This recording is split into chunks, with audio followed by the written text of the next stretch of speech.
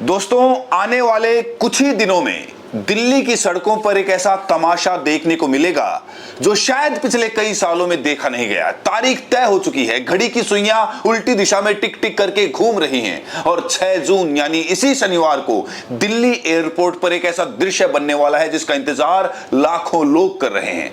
Cockroach आ रहे हैं दिल्ली। जी हां, आपने सही सुना, कॉकरोच आ रहे हैं दिल्ली और इनको रोकने के लिए सरकार क्या करेगी यह देखना बेहद दिलचस्प होने वाला है। लेकिन इससे पहले कि मैं आपको कॉकरोच की पूरी कहानी बताऊं, एक और बड़ी खबर जो कल सुबह सुबह दिल्ली से निकलकर सामने आई थी। दिल्ली के सबसे वीवीआईपी इलाके में आग लग गई और जैसे ही ये खबर बाहर निकली, तमाम विपक्षी नेता, यूट्यूब टीचर, सोशल मीडिया के बड़े बड़े नाम सबके सब टूट पड़े। आरोप लगने लगे कि साहब फाइलें जला दी गई हैं, नीट पेपर लीक के सबूत मिटा दिए गए हैं, धर्मेंद्र प्रधान को बचाने की कोशिश हो रही है। और इसी बीच भारतीय जनता पार्टी के आईटी हेड अमित मालवीय का एक 12 साल पुराना ट्वीट अचानक से वायरल हो गया। ऐसा ट्वीट जो आज खुद उन्हीं के लिए गले की हड्डी बन गया है। लेकिन सवाल यह है कि क्या वाकई आग लगी है या आग लगाई गई है? क्या वाकई कोई फाइल जली है या ये सब अफवाह है? और सबसे बड़ा सवाल कि अगर सच में कुछ जला है तो किसके इशारे पर जला है? ये पूरी कहानी मैं आपके सामने रखूंगा, लेकिन वादे के मुताबिक पहले बात करते हैं उन कॉकरोच की जो 6 तारीख को दिल्ली में लैंड करने वाले हैं। कॉकरोच जनता पार्टी के संस्थापक हैं अभिजीत दीप के। ये नाम आपने पिछले कुछ हफ्तों में जरूर सुना होगा, क्योंकि नीट पेपर लीक की लड़ाई को लेकर सोशल मीडिया पर सबसे आक्रामक तरीके से अगर किसी ने कदम उठाया तो वो यही शख्स हैं। अभी ये अमेरिका में बैठे हुए हैं और वहां से लगातार वीडियोस डाल रहे हैं, पोस्ट डाल रहे हैं और एक एक करके बच्चों की पीड़ा को सामने ला रहे हैं। और अब उन्होंने ऐलान कर दिया है कि अब बस ऑनलाइन लड़ाई बहुत हो गई, अब वक्त है मैदान में उतरने का। Hello everyone, I have decided to come back to India. Yes, मैं अपने देश, अपने घर इंडिया वापस आ रहा हूँ एजुकेशन मिनिस्टर धर्मेंद्र प्रधान का रेजिग्नेशन मांगने के लिए। इतने दिन से आप सब देख ही रहे हो कि हम सोशल मीडिया पर आवाज़ उठा रहे हैं कि पेपर लीक के कारण जिन नीट के बच्चों ने सुसाइड की और जो लाखों स्टूडेंट्स की मेहनत बर्बाद हुई है, उसके लिए तो धर्मेंद्र प्रधान को रिजाइन करना ही चाहिए। 8 लाख बच्चों ने हमारी पिटीशन साइन की है। Crores of people have supported this demand on social media as well. And not just that, देश में कई सारी जगहों पर इसको लेकर प्रोटेस्ट भी तो हो रहे हैं, जैसे लखनऊ, जयपुर, महाराष्ट्र, दिल्ली। लेकिन फिर भी इनको कोई फर्क नहीं पड़ रहा। आज नीट के 22 लाख स्टूडेंट्स, सीबीएसई के 17 लाख स्टूडेंट्स, सीयूईटी के 16 लाख स्टूडेंट्स और एसएससी जीडी के 40 लाख स्टूडेंट्स, ऐसे 1 करोड़ से ज़्यादा स्टूडेंट्स हैं जिनकी ज़िंदगी के साथ मजाक किया गया है सिस्टम द्वारा। इसकी वजह से स्टूडेंट्स बहुत ही ज़्यादा एंशियस और परेशान है अपने फ्यूचर को लेकर। किसी को तो इसकी जिम्मेदारी लेनी होगी। इतने बड़े ब्लंडर के बाद भी अगर एजुकेशन मिनिस्टर रिजाइन नहीं करते तो इसका मतलब इस देश में अकाउंटेबिलिटी नाम की कोई चीज़ बची ही नहीं है। ऐसा लगता है कि सिस्टम जितनी चाहे उतनी गलतियां कर सकता है और उसके लिए कोई कॉन्सिक्वेंसेस है ही नहीं। सारे कॉन्सिक्वेंसेस स्टूडेंट्स के लिए है। ऐसा कब तक चलेगा? इसलिए अब वक्त आ चुका है, हम सबको साथ आना होगा और भारत के संविधान के रास्ते पर चलते हुए पीसफुली अपनी आवाज़ उठाकर धर्मेंद्र प्रधान के रेजिग्नेशन की डिमांड करनी होगी। अगर हम सब साथ मिलकर आवाज़ उठाएंगे तो ज़रूर इनको हमारी बात माननी होगी। मैंने डिसाइड किया है, मैं 6 जून सैटरडे सुबह दिल्ली आऊँगा। अब सब मुझे एयरपोर्ट पर मिलिए। हम सब मिलकर पार्लियामेंट स्ट्रीट पुलिस स्टेशन जाएंगे और वहां पर जंतर मंतर पर एक पीसफुल प्रोटेस्ट करने के लिए परमिशन मांगेंगे। इंडिया का कॉन्स्टिट्यूशन हमें राइट देता है कि गलत के खिलाफ हम पीसफुल तरीके से अपनी आवाज़ उठा सकते हैं। उसी कॉन्स्टिट्यूशन के अकॉर्डिंग हम अपनी आवाज़ उठाएंगे और मैं उम्मीद करता हूँ जितने भी कॉकरोच जनता पार्टी के सपोर्टर्स हैं और जितने भी स्टूडेंट्स और यूथ इस सिस्टम से परेशान हैं वो इस प्रोटेस्ट में शामिल होंगे। जिसको लगता है धर्मेंद्र प्रधान एजुकेशन मिनिस्टर जो है हमारे, उनको रिजाइन करना चाहिए, वो सभी लोग इस प्रोटेस्ट में शामिल हो जाएं। मेरे फ्रेंड्स और फैमिली को डर है कि मुझे एयरपोर्ट से ही अरेस्ट कर लेंगे और फिर जेल भेज देंगे। लेकिन मुझे अभी भी उम्मीद है कि आज भी हमारा देश एक डेमोक्रेसी है और हमें पीसफुली प्रोटेस्ट करने की परमिशन मिल जाएगी। I want to make it clear, I am a big admirer of Gandhi, Ambedkar, Bhagat Singh and Nehru and I believe in the constitution of India more than anything else, जो हम सबको एक डेमोक्रेसी में अपनी आवाज़ रखने का राइट देता है। और रही बात जेल के डर की, हम कब तक डर कर जिएंगे यार? ये देश किसी एक पार्टी का थोड़ी ना है, ये देश तो हम सबका है। हमारे फ्यूचर का सवाल है, हमारे फ्यूचर बर्बाद हो रहा है और ये अब हम सबकी जिम्मेदारी है कि जब भी इस देश में किसी के साथ कुछ गलत हो तो हम सबको आवाज़ उठानी चाहिए in a very peaceful and democratic manner. मैं चाहता तो यहाँ यूएसए में जॉब लेकर आराम से रह सकता था। मुझे पिछले कुछ दिनों में कई जॉब ऑफर्स भी आई है, but I am not gonna take it as I have decided to come back to India because I love my country and I really want to do something for my country. हम सब आज जो कुछ भी है वो सब इस देश ने हमें जो दिया है उसी के कारण है और अब हमारी बारी है अपने देश के लिए कुछ करने की। क्या उनको जंतर मंतर तक जाने दिया जाएगा या फिर वही कहानी दोहराई जाएगी जो हमने पहले देखी है? याद कीजिए वो दिन जब किसानों ने कहा था कि हम दिल्ली कूच करेंगे। तब सरकार ने क्या किया था? सड़कों पर बड़ी बड़ी कीलें गाड़ दी गई थी, कंक्रीट की दीवारें खड़ी कर दी गई थी, जेसीबी से सड़कें खोद दी गई थी। जब किसानों ने कहा कि हम ट्रैक्टर ट्रॉली छोड़कर ट्रेन से ही दिल्ली आ जाएंगे तो रेलवे स्टेशनों पर ही पुलिस को तैनात कर दिया गया, बस स्टैंड पर ही उन्हें पकड़ लिया जाता था।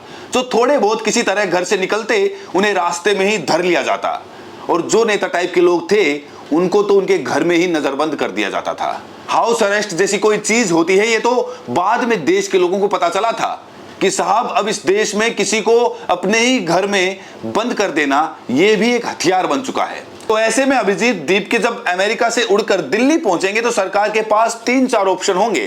पहला कि उन्हें एयरपोर्ट से बाहर ही ना निकलने दिया जाए और सीधे वहीं से किसी अनडिस्क्लोज्ड लोकेशन पर भेज दिया जाए, ऐसा कि कैमरे पर उनकी एक झलक तक भी ना आ पाए, मीडिया वालों को पता भी ना चले कि साहब कहां चले गए, किसी थाने में गए हैं, किसी जेल में हैं। या फिर दूसरा ऑप्शन यह है कि उन्हें बाहर तो निकलने दिया जाए लेकिन एयरपोर्ट के गेट पर ही गिरफ्तार कर लिया जाए।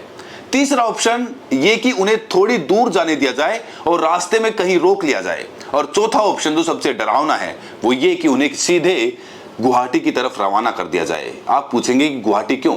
तो दोस्तों, आपको एक नाम याद होगा, अमृतपाल सिंह, पंजाब का वो नेता, वो युवा नेता जिसने अचानक से पंजाब के भीतर एक उभार खड़ा कर दिया था। थानों तक पर हमले हुए थे और फिर एक दिन अमृतपाल सिंह को ऐसा गायब किया गया कि आज भी वो असम की डिब्रूगढ़ जेल में बंद हैं। उन पर एनएसए लगा हुआ है, यूएपीए लगा हुआ है। तो क्या अभिजीत दीप के अगले अमृतपाल बनकर रह जाएंगे? क्या उनको भी असम के किसी बैरक में डाल दिया जाएगा? ये बहुत बड़ा सवाल है। और इससे भी बड़ा सवाल ये है कि अगर ऐसा हुआ तो जो कॉकरोच जनता पार्टी के 20 मिलियन या 25 मिलियन 30 मिलियन फॉलोअर्स बताए जाते हैं, इनका असर क्या होगा? क्योंकि देखिए, ऑनलाइन की लड़ाई और जमीन की लड़ाई, दोनों में जमीन आसमान का फर्क होता है। ऑनलाइन तो आप घर बैठे एक रिट्वीट कर देते हैं और एक कमेंट कर देते हैं, एक लाइक ठोक देते हैं, लेकिन जमीन पर उतरना मतलब लाठियां खाने के लिए तैयार रहना, गिरफ्तारी के लिए तैयार रहना, अपनी नौकरी अपनी पढ़ाई दांव पर लगाने के लिए तैयार रहना। तो क्या इन 30 मिलियन में से 1% भी सड़क पर उतरेंगे? क्या 2% भी एयरपोर्ट तक पहुंचेंगे? या फिर ये सिर्फ एक ऑनलाइन बुलबुला साबित होकर रह जाएगा जो फूटते ही हवा में गायब हो जाता है? इस सवाल का जवाब 6 जून को ही मिलेगा। अब बात करते हैं उस आग की जिसने कल सुबह दिल्ली में हड़कंप मचा दिया। कल सुबह 9:37 पर फायर ब्रिगेड के पास एक फोन आता है कि साहब आग लग गई है। तस्वीरें जो बाहर आई वो बहुत डरावनी थी। काला काला धुआं आसमान में उठ रहा है। फायर ब्रिगेड की कई गाड़ियां मौके पर पहुंची। कुछ देर की मशक्कत के बाद आग पर काबू पा लिया गया, लेकिन तब तक ये खबर सोशल मीडिया पर आग की तरह फैल चुकी थी कि शिक्षा मंत्रालय में आग लग गई है। वही शिक्षा मंत्रालय जहां धर्मेंद्र प्रधान बैठते हैं, वही शिक्षा मंत्रालय जो नीट पेपर लीक मामले में पहले से ही कटघरे में खड़ा है। और जैसे ही ये खबर फैली, विपक्षी नेताओं और सोशल मीडिया एक्टिविस्ट की लाइन लग गई, आरोप लगने लगे। यूट्यूब टीचर अभिनय माथुर ने लिखा कि कोई महत्वपूर्ण दस्तावेज, सर्वर रिकॉर्ड या फाइल प्रभावित तो नहीं हुई है।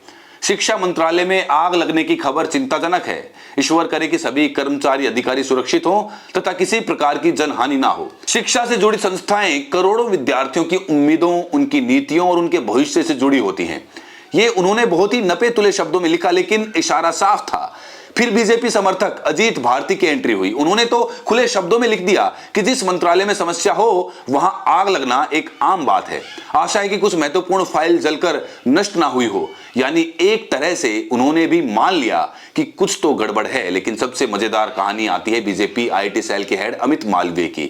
अमित मालवीय का एक पुराना ट्वीट अचानक से वायरल हो गया। यह ट्वीट 21 जून 2012 का है। उस वक्त केंद्र में मनमोहन सिंह की सरकार थी और अमित मालवीय ने उस वक्त लिखा था कि the whole country is burning, how does it matter if the few files got burn too. मतलब पूरा देश तो जल ही रहा है, अगर कुछ फाइलें और जल जाएं तो इसमें हैरानी की बात क्या है। उस वक्त वो यूपीए सरकार पर तंज कस रहे थे कि सरकारी फाइलें संदिग्ध तरीके से जल जाती हैं, और आज 14 साल बाद वही ट्वीट खुद उनकी ही पार्टी के लिए सवाल खड़ा कर रहा है। सोशल मीडिया पर लोग कह रहे हैं कि भैया आपका ही तीर आपकी ही तरफ वापस आ गया है। अब समय आ गया है कि आप खुद ही जवाब दें कि क्या वाकई कुछ फाइलें जली हैं या नहीं। अब इसी के बीच में एक और दिलचस्प पैटर्न देखिए। मध्य प्रदेश में एक सतपुड़ा भवन है। यह भवन इस बात के लिए मशहूर है कि वहां आग बार बार लगती है, और सबसे हैरानी की बात यह है कि वहां आग हर बार चुनाव से ठीक पहले लगती है। 2012 में आग लगी थी, 2013 में चुनाव हुए थे, 2018 में फिर आग लगी थी और उसी साल चुनाव थे, 2023 में फिर आग लगी और उसी साल चुनाव थे। और मजे की बात देखिए कि हर बार आग 6ठी या 7वीं फ्लोर पर ही लगती है, वही फ्लोर जहां सबसे संवेदनशील फाइलें रखी होती है। और सबसे ज्यादा हैरानी की बात तो यह है कि सतपुड़ा भवन के एकदम पास में ही फायर ब्रिगेड का दफ्तर भी है। इतना पास कि चाहो तो हाथ बढ़ाकर पकड़ लो, फिर भी आग ऐसी लगती है कि फाइलें राख हो जाती हैं, फायर ब्रिगेड पहुंच नहीं पाती। ये कोई संयोग है या कोई सोची समझी साजिश, ये तो आप खुद तय करिए, फैसला कर लीजिए। अब वापस आते हैं आज की दिल्ली की आग पर। शाम होते होते मंत्रालय की तरफ से एक सफाई आ गई। मंत्रालय ने कहा कि भाइयों आप गलत समझ रहे हैं, शिक्षा मंत्रालय तो राजेंद्र प्रसाद रोड पर है और जो आग लगी है वो school of planning and architecture में लगी है, तो आईटीओ पर है ये, और ये दोनों बिल्डिंग्स अलग अलग हैं। शिक्षा मंत्रालय में कोई आग नहीं लगी, नीट से जुड़ी कोई फाइल नहीं जली है, सब कुछ सुरक्षित है, टेंशन की कोई बात नहीं है। लेकिन सवाल यह है कि क्या जनता ये सफाई मानने को तैयार है? आज देश का माहौल ऐसा है कि कहीं भी आग लगती है तो पहली आशंका यही होती है कि कोई फाइल जलाई जा रही है, कोई सबूत मिटाया जा रहा है, किसी को बचाया जा रहा है। और यह आशंका यूं ही नहीं पनप रही है, यह आशंका सालों के अनुभव से पनपी है। जब बार बार चुनाव से पहले फाइलें जलती हैं, जब बार बार जरूरी कागजात गायब हो जाते हैं, जब बार बार सर्वर हैक हो जाते हैं, तो जनता का भरोसा डगमगाता है, तो हर आग एक संदेह बन जाती है। अब असली मुद्दों पर वापस आते हैं। नीट का पेपर लीक हुआ, ये तो अब छिपी हुई बात नहीं है। सीबीआई जांच कर रही है, गिरफ्तारियां हो रही हैं, सुप्रीम कोर्ट तक मामला पहुंच चुका है। लेकिन फिर भी एजुकेशन मिनिस्टर धर्मेंद्र प्रधान अपनी कुर्सी पर अब तक कैसे बैठे हुए हैं, ये एक बहुत बड़ा सवाल है। विपक्ष इस्तीफा मांग रहा है, राहुल गांधी कह रहे हैं कि इस्तीफा दो, अखिलेश यादव कह रहे हैं कि इस्तीफा दो, तेजस्वी यादव कह रहे हैं कि इस्तीफा दो, और अब कोकरोच जनता पार्टी जमीन पर उतरकर इस्तीफा मांगने की तैयारी में है। अभिजीत दीपके खुद कह रहे हैं कि उन्होंने ऑनलाइन हर तरह की कोशिश करके देख ली, पिटीशन साइन कराई, सोशल मीडिया पर ट्रेंड चलाए, वीडियोस बनाए और आर्टिकल लिखे, लेकिन सरकार के कानों पर जूं तक नहीं रेंग रही।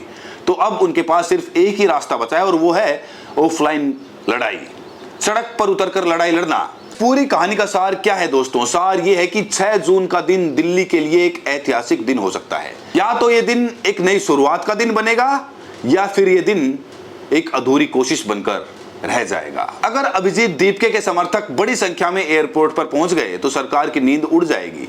अगर वो नहीं पहुंचे तो ये साबित हो जाएगा कि ऑनलाइन फॉलोअर्स की दुनिया एक नकली दुनिया है जो जमीन पर कुछ नहीं है। और अगर अभिजीत दीपके खुद एयरपोर्ट पर ही गिरफ्तार हो गए तो फिर देश की डेमोक्रेसी पर एक बहुत बड़ा सवालिया निशान लग जाएगा, क्योंकि एक नागरिक जो अपने ही देश में शांतिपूर्ण तरीके से अपनी आवाज उठाने जा रहा है, उसको अगर एयरपोर्ट से ही उठा लिया जाता है तो फिर ये कैसी आजादी है, ये कैसा लोकतंत्र है, ये सवाल पूछा जाएगा और इसका जवाब सरकार को देना होगा। एक तरफ नीट के 22 लाख बच्चे, एक तरफ सीबीएसई के 17 लाख बच्चे, एक तरफ सीयूईटी के 16 लाख बच्चे, एक तरफ एसएससी के 40 लाख बच्चे। 1 करोड़ से ज्यादा बच्चों का भविष्य दांव पर लगा हुआ है, उनका सपना दांव पर लगा हुआ है, उनकी सालों की मेहनत दांव पर लगी हुई है। और दूसरी तरफ एक मंत्री है जो अपनी कुर्सी छोड़ने को तैयार नहीं है। ये असंतुलन एक ना एक दिन सरकार के खिलाफ जाएगा, चुनावों में जाएगा, सड़कों पर जाएगा। और अगर 6 जून को कोकरोच जनता पार्टी का प्रदर्शन सफल हो गया तो इस सरकार के लिए एक बड़ा झटका साबित हो सकता है। आप क्या सोचते हैं? अपनी प्रतिक्रिया जरूर दें। बहुत बहुत शुक्रिया।